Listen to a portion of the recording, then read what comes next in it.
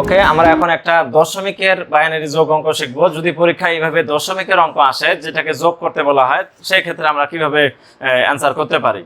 Suppose এখানে দশমিকের পরে সামনে আছে এখানে 4টা সংখ্যা, দশমিকের পরে এখানে পিছনে আছে 3টা সংখ্যা, আর এখানে দশমিকের পূর্বে আছে 3টা সংখ্যা 1 1 0, সামনে এটা যোগ চিহ্ন, দশমিকের পিছনে আছে 4টা 1 আছে। আচ্ছা, এর দশমিকের পরে 3টা, এর দশমিকের পরে আছে 4টা, কোনো সমস্যা নাই। তো উপরে কম থাকুক, নিচে কম থাকুক, বা নিচে বেশি থাকুক, উপরে কম থাকুক, এরকম থাকতে পারে পরীক্ষায়। তো যোগ করতে বলতে পারে। যদি এইভাবে বলে আমরা কি কাজ করব, নিচে যদি ফাঁকা থাকে, উপরে যদি সংখ্যা থাকে, তাহলে বুঝবো নিচে ওই জায়গাতে কোনো কিছু নাই, 0 আছে। অথবা নিচে সংখ্যা আছে, উপরে কিছু নাই, বুঝে নিব ওই জায়গাতে 0 আছে। এইভাবে নিচে ফাঁকা থাকলে কিছু নাই, 0 আছে, উপরে ফাঁকা থাকলে কিছু নাই, 0 আছে, আমরা ধরে নিব। যেমন আমরা যদি যোগ করি, এই যে 1 আছে আর এইখানে উপরে কিন্তু কোনো কিছু নাই, যেহেতু উপরে কোনো কিছু নাই তাহলে 0 আছে। আমরা যদি কিছু নাই 0 ধরি, তাহলে 0 আর 1 যোগ করলে 1ই হয়, 0 আর 1 যোগ করলে 1ই হয়। একটা বিষয় বুঝাই, 0 এর সাথে 0 যোগ করলে পরে 0 আসবে, 0 এর সাথে 1 যোগ করলে পরে এখানে 1 আসবে, 1 এর সাথে 0 যোগ করলে পরে আসবে 1, এরকম হচ্ছে নিয়ম। তাহলে 0 এর সাথে 0 যোগ করলে 0, 0 এর সাথে 1 যোগ করলে 1ই হয়, 1 এর সাথে 0 যোগ করলে ওই ঘুরে 1ই হয়, এগুলো হচ্ছে নিয়ম। আর যদি আমরা 1 এর সাথে 1 যোগ করি, তাহলে 1 1 যোগ করলে 2 হয়, 2 তো লেখা যায় না, তখন আমরা 2 থেকে বেস 2 কে বাদ দেব, 2 থেকে 2 গেলে আসবে 0, লিখবো 0। আচ্ছা, 1 1 যোগ করলে 2, 2 তো লেখা যায় না, যেহেতু 2 লেখা যায় না, তাহলে আমরা কি কাজ করব, ওই 2 থেকে বেস 2 কে বাদ দেব, 2 থেকে 2 বাদ গেলে 0 আসবে, সেই 0 কে আমরা এখানে লিখবো। আচ্ছা, এই যে বাদ যে দিলাম, বিয়োগ করলাম, কয়বার বিয়োগ করলাম, একবার বিয়োগ করলে হাতে বাকি 1, তো হাতে বাকি 1, এখানে তার যোগের কিছু নেই, কিন্তু আমার হাতে বাকি তো 1 আছে, ওই 1 আমরা সামনে বসাই দেব, তাহলে কিন্তু আমাদের 1 1 যোগ করলে 10 চলে আসবে, অর্থাৎ এই যে 1 0 চলে আসবে। 0 0 যোগ করলে 0, নরমাল হিসাব।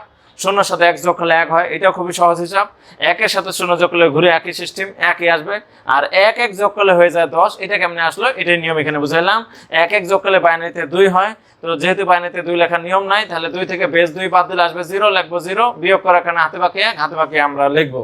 তো আমরা এই যে যোগ করতেছি, এটা একটা সোজা নিয়ম, আরো কিন্তু নিয়মে এই যোগগুলো করা যায়। তো এইটাই সহজ নিয়ম, আমরা আশা করি এটাই ভালোভাবে বুঝবো, এই জন্য আর অন্য কোনো কঠিন নিয়মে আমি যাচ্ছি না। তো এবার আমরা যদি যোগ করি, 1 উপরে কিছু নাই, 0 আছে, 0 এর সাথে 1 যোগ করলে কিন্তু 1ই হবে, তাহলে আমরা এখানে লিখবো ফলাফল 1। তো এখানে হাতে কিন্তু আর কিছু নাই, কারণ 1 উপরে কিছু নাই, 0 0 আর 1 যোগ করলে 1ই হয়, আমরা 1 লিখলাম, এখানে হাতে কিন্তু থাকবে না।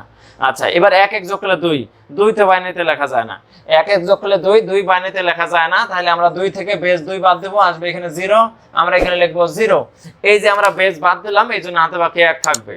তো আমরা এখন শিখতেছি, এই জন্য আমরা এই যে রাফগুলা করতেছি, যখন আমরা ভালোভাবে শিখতে পারবো বা ভালো বুঝে যাব, তখন কিন্তু আমরা এই রাফগুলা লিখে রাখবে না, মনে মনে কিন্তু আমরা এই রাফগুলা করে ফেলতে পারবো।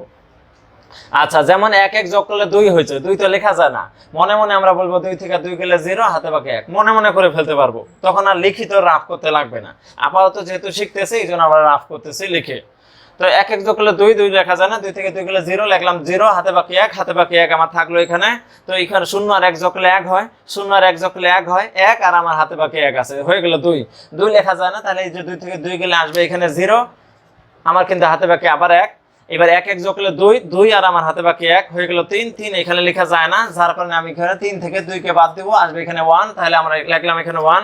তো এই যে বাদ দিলাম, বাদ দেওয়ার কারণে আমার হাতে বাকি কিন্তু 1 চলে আসলো। আবার 1 1 যোগ করলে 2 আর হাতে বাকি 1 হয়ে গেল 3, 3 লেখা যায় না, 3 থেকে 2 গেলে 1, আমরা লিখলাম হাতে বাকি 1, হাতে বাকি 1। এখন হাতে বাকি 1, এবার এখানে আসবে 1 আর 0 যোগ করলে 1 হয়, 1 আর আমার হাতে বাকি 1 হয়ে গেল 2। তো 2 তো এখানে লেখা যায় না, যেহেতু 2 লেখা যায় না, তাহলে ওই যে 2 থেকে 2 গেলে আসবে 0, আমার হাতে বাকি 1, এখানে 2 আর হাতে বাকি 1 আসবে 3, 3 থেকে 2 গেলে আসবে 1, হাতে বাকি 1, 2, 2 আর হাতে বাকি 1 3, 3 থেকে 2 গেলে 1, হাতে বাকি 1, 1 আর আমার হাতে বাকি 1 হয়ে গেল 2, 2 লেখা যায় না, তাহলে 2 থেকে 2 গেলে আসবে এখানে 0, আমার হাতে বাকি 1, হাতে বাকি 1, আর এখানে কোনো কিছু নাই, তাহলে হাতে বাকি 1 বসে গেল।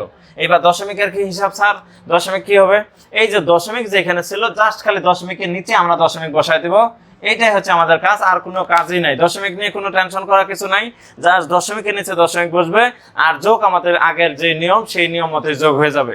হাতে যদি থাকে সেটা সুন্দর, এইদিকে যায় হাতে বাকি, সেটা আমাদের এখানে ব্যবহার করা হবে। জাস্ট আমরা সর্বশেষে যোগ করব আমাদের হিসাব মতো, করা শেষে সব শেষে আমরা দশমিকের নিচে জাস্ট দশমিক বসাই দেবো, এই হচ্ছে আমাদের দশমিকের যোগ। এইভাবে আশা করি আমরা দশমিকের যোগ আসলে পরীক্ষায় অ্যান্সার করতে পারবো।